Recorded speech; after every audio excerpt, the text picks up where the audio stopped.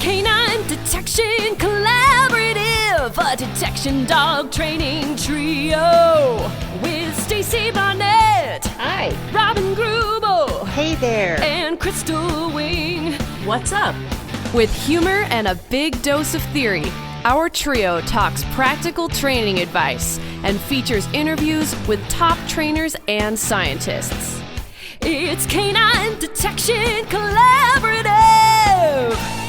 Welcome back to Canine Detection Collaborative. I'm here with Robin Gribble.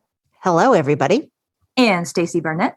Hey, how's it going? Doing well. I'm Crystal Wing, and we are following up with our episode about motivation. And so when we talk about that, we kind of wanted to continue on a couple little brainstorms we had there at the end. And I was kind of talking about how it takes more than knowledge to create action and kind of overcoming obstacles, and that motivation is really a great place to start with all of this. We need motivation really to do anything. And the last thought that I was kind of just playing with was this idea that is it a motivation problem or a follow-through problem? And so I think that plays for both the handler and the dog. So I kind of wanted to riff on that a little bit if you guys are up for it tonight. Hey, that sounds awesome. You just made my head hurt because it's the whole, is it a knowledge problem? Or would you say something about that or follow through? Yeah, it takes more than knowledge just to get us going. We really have to have that motivation piece.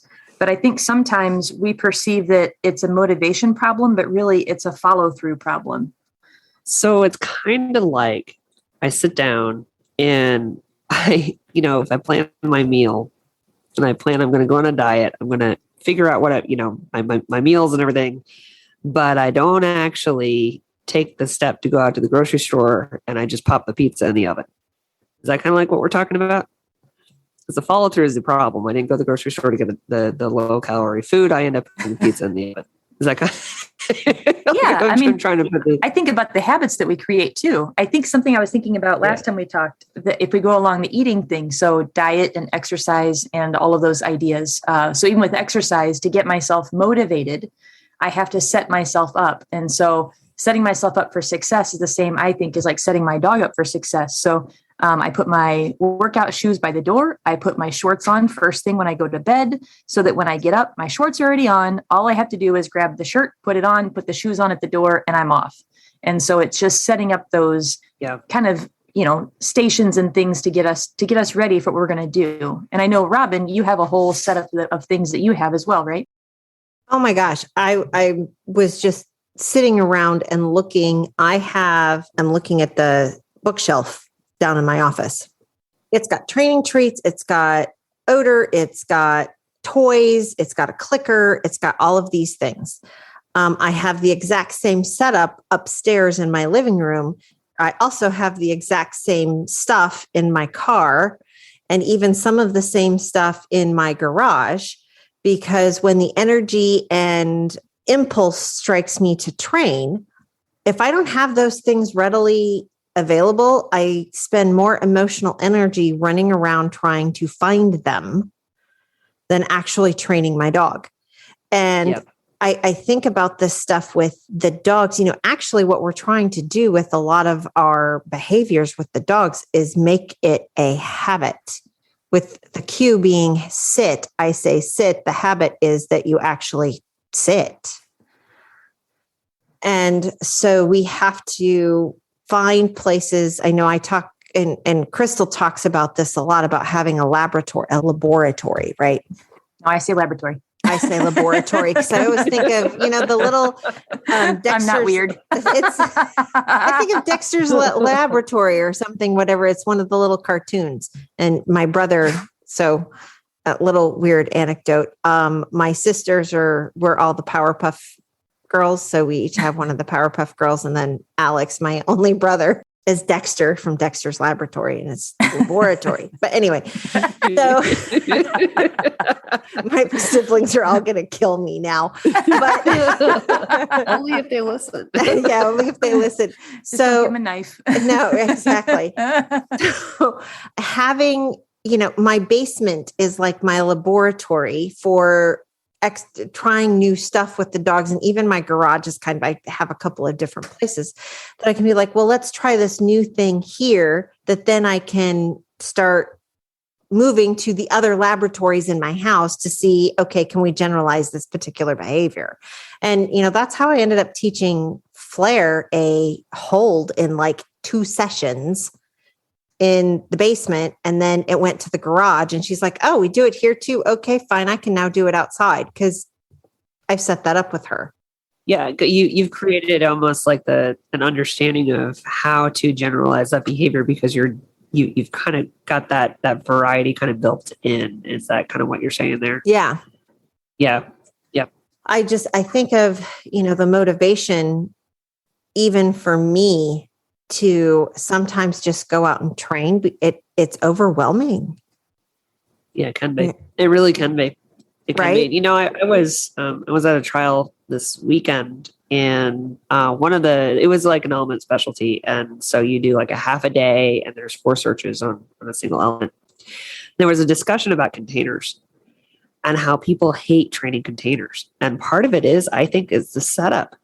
It's having the containers, it's having the distractions. They're like, oh, I'd have to drag it around, and I think that's part of where people get a little bit hung up and then they end up like not training something. It's just too laborious. Right. And, I think we can also kind of think about that in terms of, habit is also, we can create a habit by, maybe, help ourselves, have containers, set up, ready to go, kind of a stack of them in the car, ready to go. So we could just go someplace and just put them out, stuff like that. But you can also translate that into dog has to have, if they want to maintain motivation, they also have to have a habit of that as well. So it's kind of like if we want to motivate the dog to do something, for instance, the dog has to have focus. Focus is a habit. So if we can create that habit of focus with the dog is going to be consistently focused and then we can access the motivation. And I think that's where I was going earlier when I was thinking that, we misplaced our attention in the motivation because I keep thinking I'm a high school teacher. And so I get from kids, I don't want to do this. And I always have to ask myself, what is the motivation? Is it a lack of motivation or is it really that there's something in the moment there's something else in the way? And I hate to say this, but I learn a lot from my high school kids that I apply to my dogs and vice versa. And I mean, they're just so similar. That's totally okay to say. They're so similar. So is it kind of like finger painting? Like I don't really want to put my fingers in that paint. So it's not that I'm not motivated to finger paint. I'm not motivated to put my fingers in the paint because almost always there's just something else in the way. And I think that's where we think it's motivation. But I think that's where we need to be aware of our environment. We need to be aware of our animals' needs. And so I always go to, I think that one of the most important things is having this open, creative, fun space. But the most important is to have a safe space. And I think that has a lot to do with how we train in our environment. And it's, safety is that first thing. And if we don't have that, it doesn't matter how much motivation we have. We're not going to be able to act on that. It's Maslow's hierarchy. Yeah. Really. I also, as you're talking through all of that, there's always kind of something in the way. And I think one of the things that can also get in the way is, do we understand how to slice behaviors thin enough to make sure that our dogs are learning the behavior that we want to teach? Yeah. Because, I'm guilty. I'm trying to teach some puppies how to pick up a bumper and hold a bumper. Okay. You wouldn't think that this is all that hard, but they really just want to pick the bumper up and throw them at you. Right. So it's right. So let's go through the whole concept of pick up the bumper, hold the bumper. Those are actually 2 different things. Then can you walk with the bumper, let alone you're walking with the bumper, holding it nicely. Now can you sit? And you can see them almost have a brain cramp because they're like, what do you mean I have to sit and hold the bumper? Yeah. I'm like, come on, work with me, people. And they're just like, but we can't. And how much reinforcement have they had for just playing with other toys? So now this is not a toy. This is a bumper. Right. But I still want you to love it like you love your toys. But you can't squish it. but you can't chew it. You can't lay down and go, mine. Just can't squish it too hard. Right. No shaking it. Right. No tugging it. We have to be so clear. We have to know what our goals are and what we want to accomplish. And then more specifically, what does that goal look like? And those goals, like you said, a lot of times they're very big. And so we absolutely have to break it down. And we have to start with those small confidence builders. That's that safety piece. And then just build on those and make everything easily accessible. Yeah. I taught something, I call it the 4 cornerstones of trial preparation, which is a really stupid name for my pyramid, where the bottom is confidence, and then it goes motivation, and then skill and stamina. It's 4 layers, right? So it's 4 layers of a pyramid. Stupid name, but it's named. So it's confidence, motivation, skills, and stamina. So the idea there is that you have to have confidence before you can get the motivation, but then the confidence and motivation kind of work kind of hand in hand, right? So when you increase confidence, you automatically increase motivation, or you see an impact in motivation. And then if you can kind of work on motivation a little bit, it seems to have a backwards effect on confidence as well. But if we slice down confidence itself, we can slice that down into, is it confidence in the environment, or confidence in the skills, or confidence in the handler? Because it's kind of like you can kind of break that down into 3 more pieces. So I think that's a little bit what we're talking about is like, does the dog feel safe, first of all? So they're not going to feel motivated if they don't feel safe. That's the whole Maslow's hierarchy of needs. So if your dog is having motivation issues, is your dog just afraid, number 1? And then number 2, do they actually understand what we're asking them to do, which is the confidence in the skills? And number 3, have you been consistent in how you're training, which is the confidence in the handler? Can they trust you to reward them when they're correct? So the 2 pieces I'll pick out of that is I feel like the clarity piece. So that clarity piece is what's going to build all of that confidence that builds the motivation and keeps that cycle going. Exactly. And then also I think that safety piece too, I do think, and this is just me because I'm like the fun police, when you have fun, it just lights you up, and so I'm always like, have some fun, lighten up. I don't know why we can't survive childhood, but it's like we lose. I think that's the reverse of the fun police. Well, a fun police in the sense you're the fun felon. She's a fun felon. Oh my God, I love that. She's a fun felon. I was just thinking of it as, like I'm out there saying, you need to have fun, or I'll write you a ticket for not having fun. No. You're not the fun police. You're not the fun police. No. But it does. It feels good being around people that are supportive and that they're having joy. And so I think the same thing for my dog. Like if I'm having fun and I'm full of joy, that's also going to feel good for my dog. And I think about, a boss versus a coach versus, and just how those different roles are and kind of who you want to be. And when my boss acts like a coach, the coaches that I've had have been very supportive.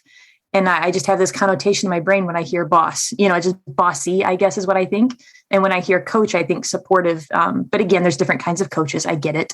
But I've had good experiences. So therefore it's good for me. Well, and you are a sports coach. Right? Yeah, I coached a lot of years, a lot of sports. Right. And so I think that's, and you deal with high school students. And creating that safe environment for your human learner, the Canine Census Foundation talks about that a lot, about trying to create a safe space. And I think out of all of the stuff that I'm worried about with classes that happen, especially when I am not necessarily an integral part of them, that's the core thing that I'm worried about happening. And I'm worried about that happening for the human. Yeah. Yeah. Whereas the handlers are responsible for setting that safe space up for their dogs. Yeah. And it's multi-layers because you start getting, especially when you're talking about people, right? You can actually get people who misread somebody and now they're highly intimidated and, it just kind of messes with the whole thing. Yeah. So, and then how does that all go down the leash? Mm-hmm. Yeah. And yeah, you were talking about paying attention, right? And I always think about that when I'm working my dogs. And I think this is why I do the majority of my training off leash, because if I cannot keep my dog's attention, and it runs off to do something else, that means I am not a high enough motivator, or I'm too punishing or something. And, that's kind of the world that I live in. And it can be actually really kind of frustrating because you're like, no, Dash is like, no, I'd rather go sniff dog pee than talk to you today. But and I'm like, it's well, information. there you go. It's interesting though, because you're taking that as kind of I think I'm getting off topic here, but because, we're really good at that, by the way. I'm getting off topic. We should just be called OT. Another off topics. I was at the trial and somebody was talking to me about. She's like, "Oh, I really enjoy the podcast," and she said, you guys are kind of funny. You go off on tangents, and I'm like, well, at least 2/3 of us are like ADHD, so it's really kind of hilarious. And poor Robin. That's all I'm gonna say. On tangent. No, that I'm still completely off. But what was I going to say? Okay. This rabbit hole, not that rabbit hole. Okay, I gotta figure That's about as ADHD as you could go. Oh gosh, brain cramp here. Sniffing dog pee. Okay. Yeah. Thank you. So the way you were talking about it sounded very negative. And, right. And I think what's interesting is that you kind of put your own, you had an emotional spin on that. And sometimes I think when we have kind of that emotional spin of, I'm not calling you out, by the way, I'm just saying it's very common. It's like, it's okay because you ascribe those emotions to it. But for like Dash being more interested in going and sniffing dog pee is really glaringly obvious to me then that I have to up my game. Yeah, because it's information. And I don't, right, because I don't have a tool. I don't go, sometimes I go leash him up if I really need, or leash the dog or do whatever to manage my environment. But it also provides me with really, really good information about, maybe all we can do is a nose touch today. Yeah. Because the girls might be in heat. Yeah. So. Yeah. His poor little puppy brain. Some days when the girls are in heat, he's like, yeah, dude, can't deal with it. I think back to when we chatted with Holly and something that she really said that struck with me. And it's not an exact quote, but just being okay with who your dog is and building on what they know.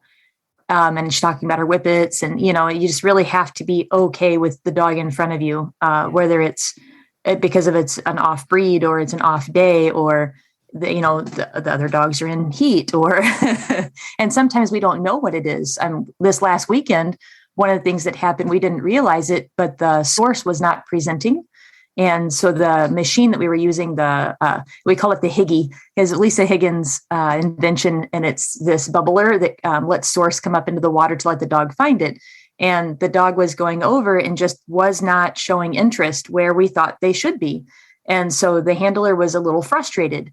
And come to find out, after we went back to the dock and we went and we checked on the equipment, we found out that, well, no, there actually wasn't any odor there. Yeah. And so instead of it became a little bit more emotional than it should have.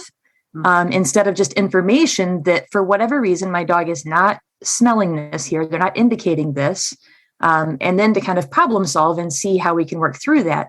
And so I think that's where we really have to be okay with who our dog is in that moment. And a lot of times it's not their fault. Yeah. And then I hate that we have to apologize to our dogs so much. I feel like 90% of my day, I'm just apologizing to my dogs. I'm sorry, I'm not smart enough or fast enough for you or whatever it may be. Yeah, but that's true though. If we set a hide and we think it's going to present in one way and it's just the odor's just not available. If the problem comes when we actually know where that hide is located. So in our human brains, we can be thinking, well, the dog should be able to find it. And when the dog doesn't find it, we can get frustrated about it. The dog's just basically saying that there's just nothing here, and when you first, and I know with a lot of teams, when I first start working blank areas with them, the dog they look a little broken. Like they're just like, I don't know what you want me to do here. There's absolutely nothing, and you have to be able to say, well, odor doesn't always behave the way that we would like to behave. And, we need to, listen to the dog and instead of saying, well, the dog should be able to find it. so the dog can look like they have a motivation issue when it really is just, to your point. Odor is not available. Right. Yeah. And I'll throw in another quick story. At Muscatatuck, I was ready to just send Yukon somewhere else. Besides, You were hoping for a UFO to come take him away. Yeah, at that point. And I had to go back and really think about what was going on. And I think I have him figured out again. In the moment, though, I wasn't embracing the fact that he couldn't do the thing. And you're in front of people that you want to, I'll say air quotes, impress. Because you're around your peers, and then your dog just really struggles. And I have to really kind of tone or tame myself a little bit because, I want him to do well. And I want to show that our training is working and all these things. And he couldn't even get on the rubble pile. And this is the dog that wants to get on the roof of my house and wants to jump over 9-foot crevices and is just insane. And for whatever reason, when he got on the rubble pile and he saw this dark ravine area, he said, nope. And he was the president of Nopeville at that moment. And he was like, I'm not doing that. So I tried to give him success from another angle on another part of the pile. And then I realized afterward that it was just because of this little hole. And I know it sounds silly, but I think I figured it out. He got, I'll say, attacked in air quotes. It was just a possum in one of the storm drains here local. And it came out and was hissing at him. And so now those dark crevices are scary places that have monsters in them. Yeah. And he transferred that to every dark place. So I took him into the hospital, and I was so excited to do a forensics problem with him because I really thought that it was our first chance to really do that. And I thought he'd do well. And he said, nope, on the dark stairs. And I'm like, really? This is the dog that has no problems environments and just loves to do all the things. And all of a sudden, I have this scaredy cat. And it was just this trigger stacking from the rubble pile right into the hospital. And oh, you guys, it was so rough. It was embarrassing. Why is that embarrassing? Yeah. That's the part that I think is so hard, is that I was truly embarrassed. Well, and so much I've done a lot of things, and dog training is the thing that is the most humbling I have ever done. Yeah. Because, you can train and train and train and train and train and train. And all of a sudden you get out of the car in this new environment with this little sentient being standing right beside you, who is like the president of Nopeville that day. Yeah. Yep. Not going to happen. Yep. And as detection dog handlers, and I know Stacy, you're also doing this as a competition, and Crystal for the bitey dog stuff. You want consistency. You want to know what dog you're pulling out of the car that day. Yeah. And when you get one that, something that blindsides you, like, although Crystal, I swear to God, I believe the reason Yukon didn't want to do the stairs in the hospital because he was like, ghosts. They were where? Right? Yeah. It was spooky. I got it. Spooky. And if it's set of stairs that I think it was, I mean, I don't know what set of stairs you were going up, but there was definitely like a whole, you want to talk about Nopeville? I was in major Nopeville. We opened up this door. We're like, Kayla was behind me. Since we were volunteering, we took some time. We went, they're like, oh, you're going to go search the third floor. We get up to this one door. I'm like, oh, what's in here? I open up the door. I kind of shine a light, and Kayla says behind me, oh, hell no. Just went completely backwards, shut the door, like, nope, ghosts. Yes. There was that squawking bat or bird or whatever. I think it was a bat is what someone said. I don't know, but it was spooky. It was very loud and very spooky. I wasn't spooked though. And I was hoping that my confidence would also kind of, help him out. Yeah. But I do think it's interesting how we internalize the training and the feelings, that we get from our dogs and the experiences. And I try so hard to separate from that, but I guess I'm a human, huh? Oh yeah. And you go figure. Yeah, it does. It becomes a very big part of our identity. And I think it's because we put so much of ourselves out there with a dog, and we connect so much with a dog, and we work with a dog, and every time we go out and we train, and it's the blood, sweat, and tears, right? So your identity is there. And when things don't go well, it's really easy to take that personally. And instead of just saying, hey, maybe this is just information, and, maybe something was going on, and, maybe the dog has a tooth abscess or something, right? Since two of our dogs right now have tooth abscesses, right? Exactly. Although Powder's like, what? I have a tooth abscess? Of course. Yeah. Flair's the same way. She's like, that does not. I got my first food fault this weekend because I guess a piece of food dropped a piece of food. I'm like, she never drops a piece of food. Once it goes in the mouth, it's down the gullet, right? And turns out she's a tooth abscess. Oh, poor sweetie. Yeah, I know she's a little swollen. I'm like, oh, poor baby. Of course, I'm like pulling back her lip, and I'm like, what's up there? And she's like, oh. Anyway, what was she like? You get that once. You get it once. Yeah, I think that's a big part of it. And it's so hard to, when things don't go well, to just kind of take a step back and say, all right, and kind of reframe everything. I kind of think about it like reframing, and it is really easy to say to do. It is really hard to actually do it, because we're human, right? And it is a part of our identity. And it's like, I know when I go into a trial and I have a bad search, honestly, gosh, I feel awful. I feel really awful. I'm like, what the heck happened here? And, it may just have been a bad combination between, the dog I had at the end of the leash at that moment and the circumstances in the search. But then we can turn around and have a good search. So it's just kind of, it's information, right? The hard part is getting out of your head. Yes. Yeah. Yes. And I've been in such a training funk after Muscatatuck there. And I went up and got to see Robin for a few days. I can't even talk. It wasn't me. It was the donkeys. Well, yeah, I got a lot of donkey love. Oh, that's always a good thing. But it was nice getting this last Sunday to just get a chance to just focus on my dogs and not, I put pressure on myself when I was there at Muscatatuck, and to take that pressure off with Robin and Ellen and Tammy that were there, and just troubleshoot and kind of work through some things. And then yesterday I went and trained with some local law enforcement and friends, and oh my gosh, my dogs were amazing. It was just like, we're totally back. And I just had to get out of my head, and I had to recognize and really reflect on what we had done. So I recognized that with Radish, I had an issue with her seeing things. If she saw things, she's like, I don't have to go all the way to it. I can see it. I can smell it from here. So here we go. And so I introduced a new drill, and I just expected her to get it right away. And so she displaced. She was like, no, I'm going to go sniff over here because this is all so weird. And there's lots of ways I could have taken it. I could have taken it that she was, flipping me off and saying, I'm not doing it. But instead, I had to kind of go with that whole motivation thing. And I had to say, why does a dog say, I don't want to do this? In the moment, there's definitely something else in the way. And for that, it was a lack of clarity.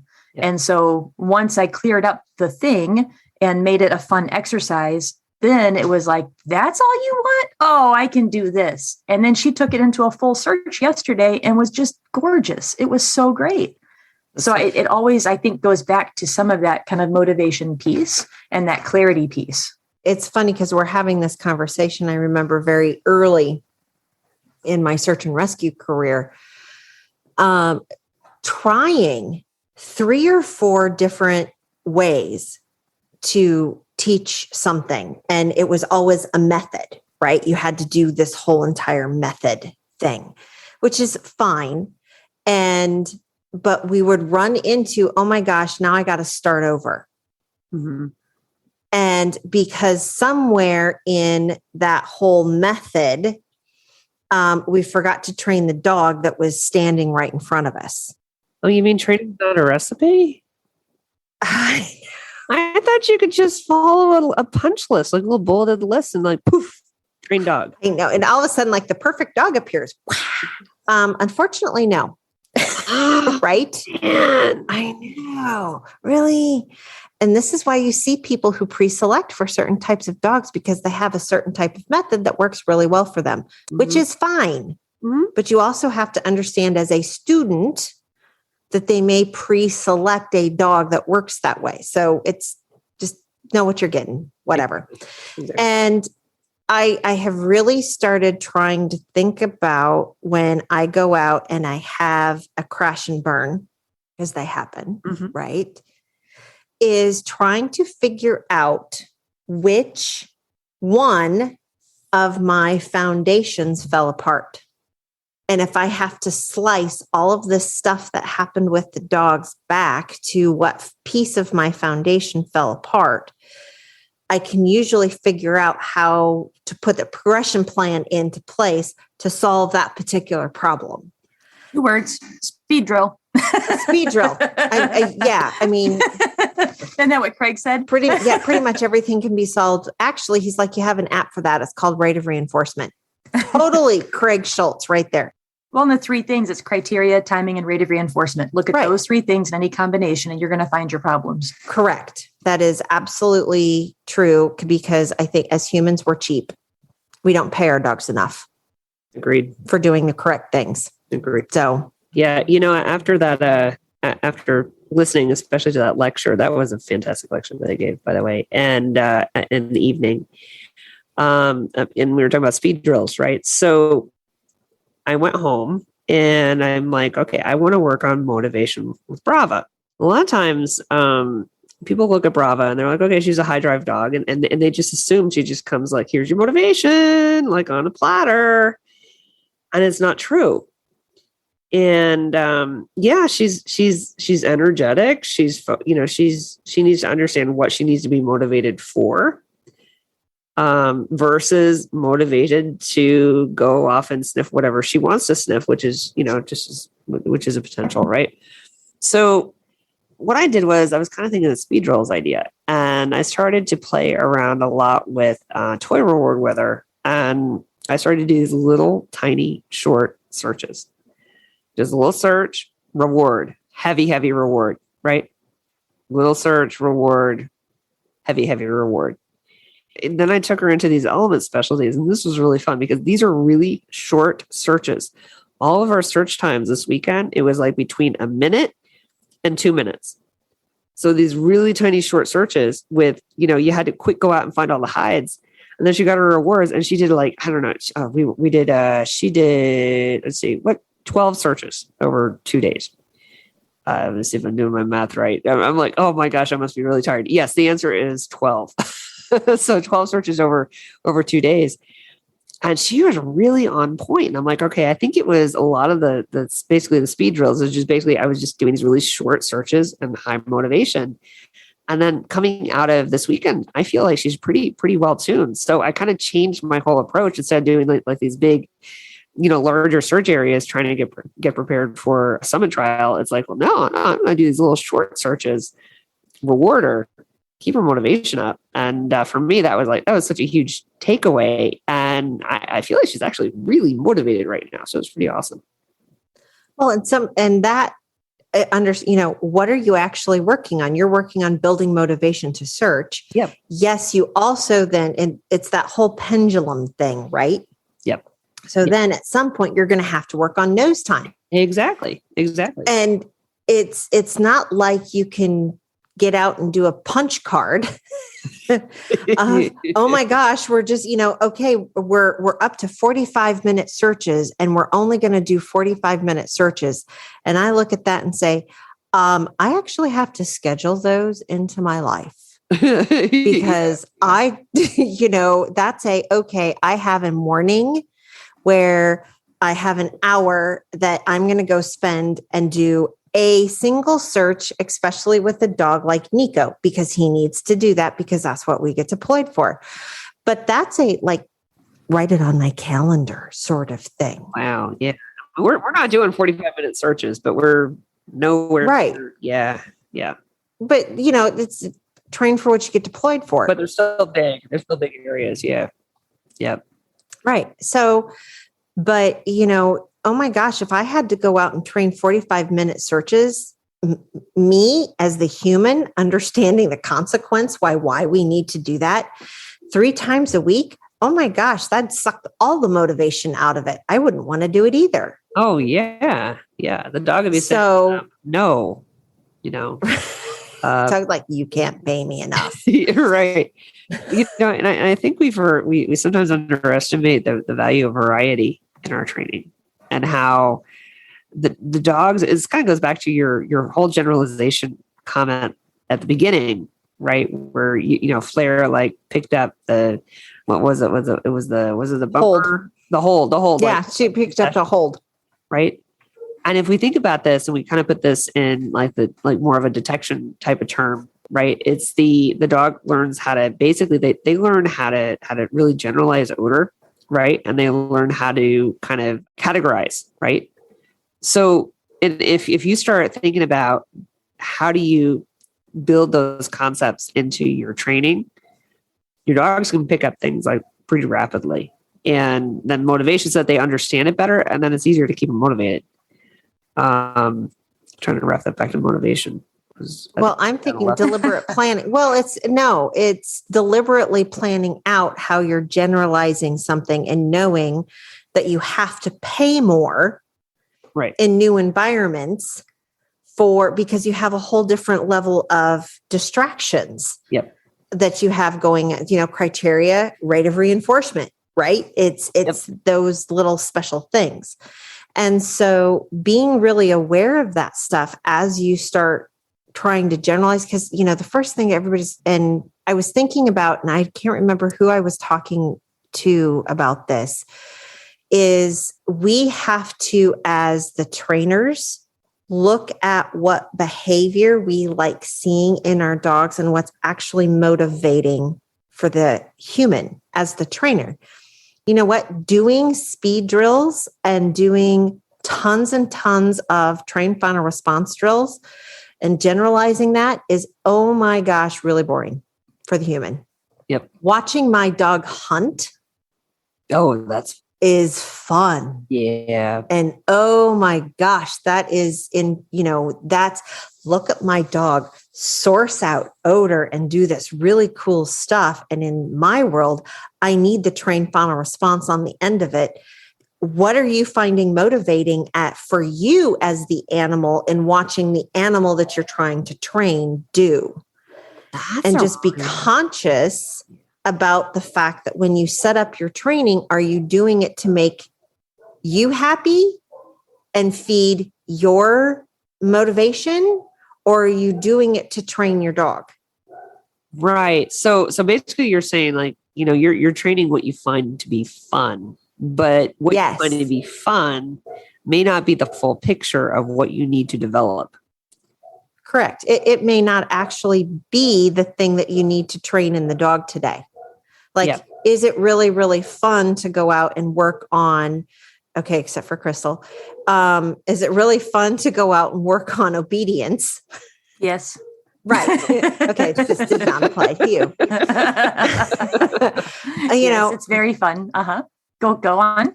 Do tell. What would I really rather go out and do with Nico? I'd really rather go out and do odor work. But you know what we really need to be working on right now? Nice, pretty heels, because I need him to not pull off my arms. I find that really boring.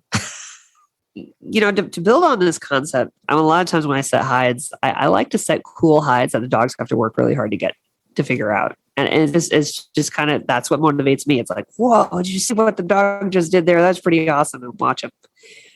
That's kind of what I do a lot.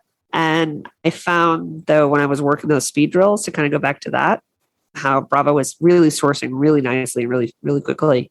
So in the trial this past weekend, we encountered we were given 2 minutes. We knew there was one hide, and it was this picnic table area. All these picnic tables, the dogs are always used to searching picnic tables, but the hide was actually on the wall and it was elevated over across from the picnic tables.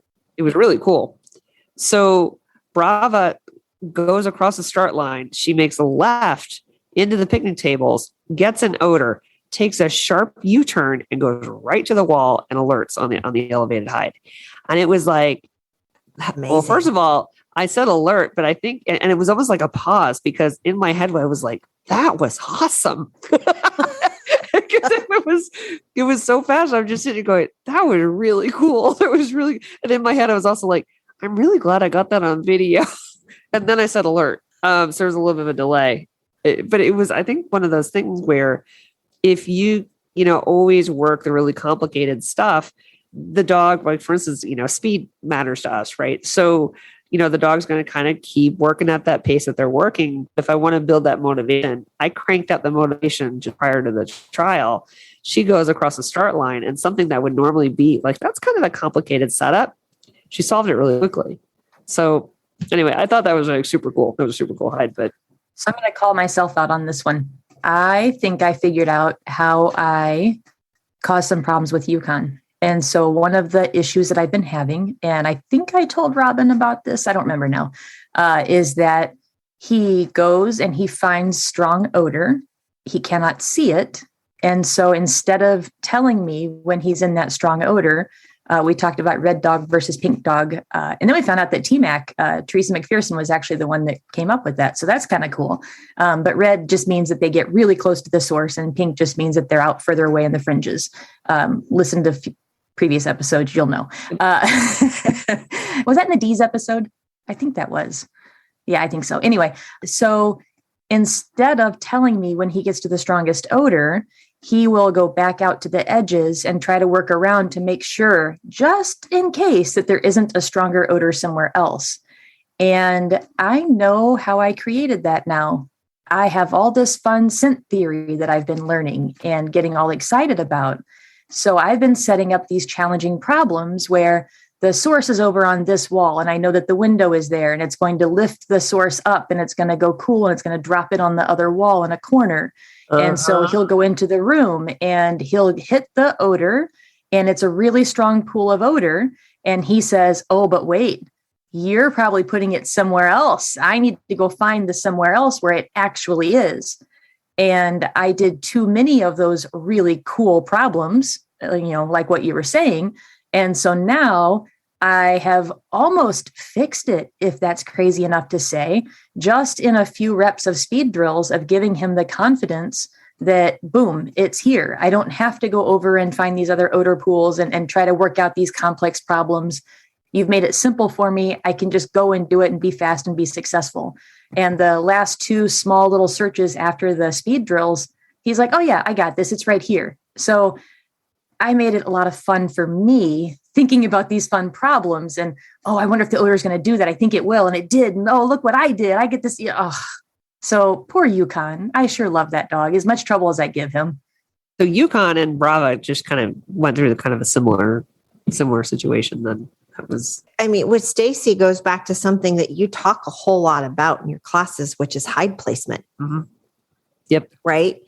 And I know you and I had a chance to sit down and really, really discuss Distraction Camp, which is coming up in August. Yes. And, one of the things that we were talking about is how to use hide placement to make the hides more motivating than the 500 other things that we've got going on at the farm. And so that's the type of thing that, how you place your hides, and like you were talking about, really high rate of reinforcement and huge reward, because we were talking on the phone. Okay, if she does one problem really well, stop there. Yeah. Play with the ball, go for a walk. Yes. We get in the habit. I know I've set out 5 hides, but I've got to do all 5 hides. Guess what? The dogs don't know when the problem ends. Yeah. And then after that discussion, I went and I did that, and took a nice long walk with her after she gave a really nice find. And I think it really helped her.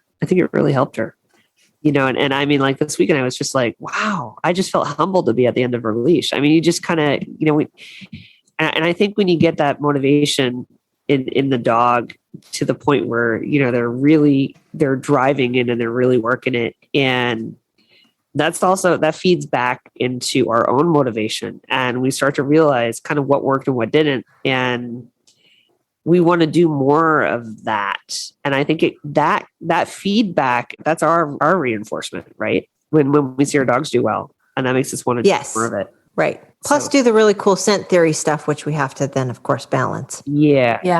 Because, that's kind of I love geeking out on that stuff. And I do think that if you do too much of it, really can slow the dog down. And I think I'm guilty. I raised my hand, guilty, right? And what's interesting, it was fun. what you were saying, actually, Crystal, is actually, it's really, really interesting in how you were kind of talking through about how, Yukon was really kind of moving out, and he was having to like confirm all the different areas before he found source. Right. Yeah. And I know I do a lot of setups like this, and I can see my setups definitely in how that's affecting my red dogs as opposed to my pink dogs. Right. Mm-hmm. So I have 2 red dogs. I have Powder and Prize. And, it's very interesting. Prize this weekend, and I have a video of this. She was doing a level 1 vehicle. She was doing just FEO. She already has the title. She goes up, gets right to the hide, and then peels off. I'm like, what in the world? I'm like, come back here and finish it. She's like, oh, yeah, it's right here. But it was almost like, well, I have to go confirm and make sure that you didn't do some crazy, silly thing. So that's a really good reminder, really, really good reminder about how we need to set our hides and do it in a way that we need to think about if we're seeing, issues in how our dogs are searching, balancing whether we do the stuff that we may find really motivating versus what the dog really needs to just kind of bring them back into balance. The dog, it's all a pendulum. It goes back to training logs. You should be writing out, at least in my world, training logs, right? And unfortunately, training logs in our world, the detection dog world, have become much more about what you might have to present for court. Yeah. Than actually what they're intended to be, which is notes for here's what went well in training, here's what didn't go well in training, so I can help create my training plan for my next training. And, I guess I would really encourage people to start really thinking about when you're setting out your hides, start marking, this should present as a diffuse hide. This should present as a straightforward hide. Yeah. So the dog can get really close to odor. So you can then start tracking that data and see where you're trying to swing your pendulum.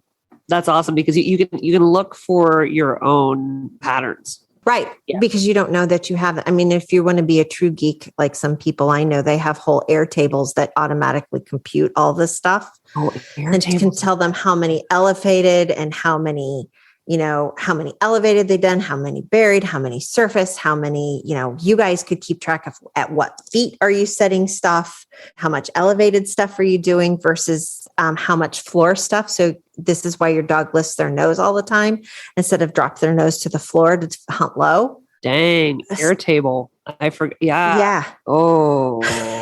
It's just made Stacy. You should see this bliss look on Stacy's face. She's like, oh. I have air table. And for us Google people, we could use Google Forms, right, which does all the fun stuff for us. Right. So Stacy, when you were talking, it reminded me too. So we're talking about motivation. One of the people that really motivates me as a motivational speaker, his name's Inky Johnson, and he was a football player and was just amazing, and had a pretty horrific accident on the field and lost the use of his arm, and they barely saved his life. So if you need some real motivation, just go look up Inky Johnson. We'll tag him in the show notes to kind of give you a link to what he does, because he really does. He inspires me and motivates me so much. But he talks about developing this unstoppable mindset and using adversity to your advantage. And the harder you work, the harder it is to surrender. And I see that with our dogs, because I loved the class that I took of yours that was teaching the dogs to drive to source. And it always kind of made me think of that it's the harder you work, the harder it is to surrender. So the harder they would push in and try to get to the source, the more they would push and the more they'd want to go. And they would create that hunt and that drive. And it was just such a powerful kind of combination between the two of taking Inky's thoughts and then thinking about how that's working for my dog. So when I take my motivational quotes, because I'm kind of obsessed with them, hence our Facebook page. If you go to our Facebook page, you'll see that we share quite a few quotes and inspiration and that sort of thing.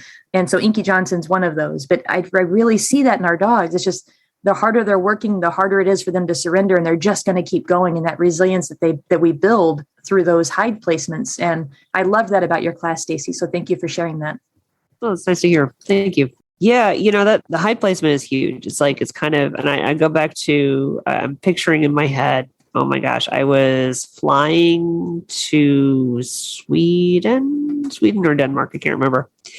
And I had upgraded myself to, I'd used my points and I upgraded myself to first class. And I just remember, which was really great, by the way, I had my tablet and it slipped in between the seats. And I remember reaching down, trying to get my tablet, and I had my fingers were like 2 inches from the tablet, and I just could barely get it. And what was interesting is that I saw my motivation increase because I had to work a little harder. And it was just really cool visual that it was just this picture of just trying to reach and trying to get to that tablet. I think about it in bitey dog stuff. You're a sparring partner with the dog in protection sports. And so if you're too easy, well, it's no fun to spar with you. Right. But if you're evenly matched and then you win a little and they win a little, that's what keeps that motivation high. Yep. And so you're always trying to balance that. If they miss too many times or, you're overpowering them too many times, they're like, dude, I'm out. Like, it's just no fun. Yep. And so that's also part of it, whether it's protection sports or whether it's odor, it's always that same kind of motivation and drive, I feel. Well, and Crystal, we have Inspire coming up, which is a bitey dog weekend, right? For women here at the foundation to learn. I guess I look at it, yes, you can learn how to do bitey dog stuff, but I'm actually really excited to attend as a non-protection sports person, even though it's at my house, because I want to learn how to play better with my dog. And that is actually one of the things that watching Crystal play with dogs as a decoy or helper, whatever. Both, yeah. Yeah. So as that person, how can I do that? So I'm excited. Make sure to check out the canine census thing to make sure to register. We have like a week. I'm looking forward to your talks on imposter syndrome and your coaching sessions. Like that's what I'm really excited about. That's what I need. Whenever my headspace gets a little weird, I'm like, okay, Robin, life coach time. I can't believe I'm missing it. Well, and you know what, Stacy, some of this is stuff we can also talk about at Distraction Camp, because I think it's really important for people to understand how their headspace affects their dogs. Yep. So maybe that's like a next episode. Write that on a piece of paper so we make sure we get it on the agenda. All right. What are your final thoughts for today? You want to add anything? You want to any takeaways or wrap-ups? I think my takeaway here is to really remember that when we're training our dogs, that we are training them to be kind of in balance, right? And there's a pendulum always swinging whenever we're training our dogs.